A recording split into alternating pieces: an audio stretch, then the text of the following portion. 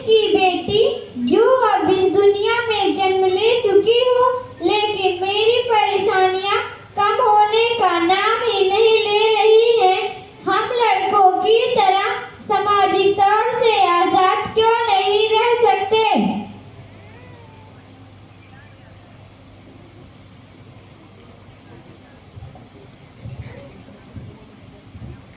आप इतने परेशान क्यों दिखाई दे रहे हैं? परेशान तो रहूंगा ही पार्वती, आखिर जो एक बेटी का बाप ठहरा। पार्वती, अब समय आगे उसके हाथ पीले कर गए काम।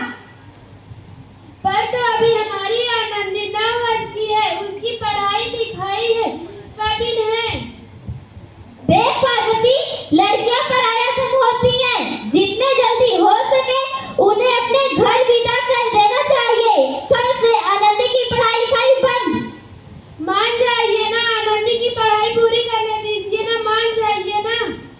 तू चुप रहे तो अच्छा ही रहेगा, तेरी वजह से इसने जन्म लिया है।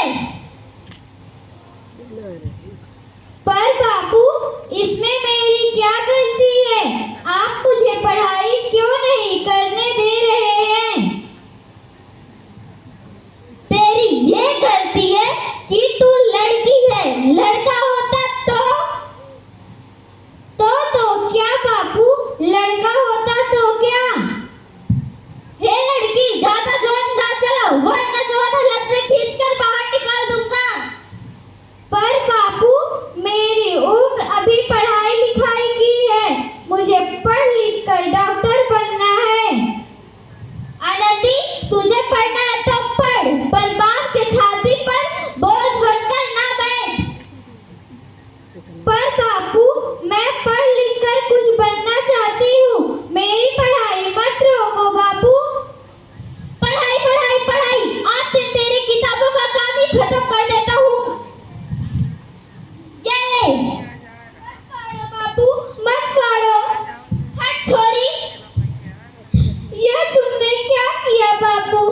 तुमने इन किताबों को ही नहीं, मेरी किस्मत फाड़ दी, मेरी किस्मत।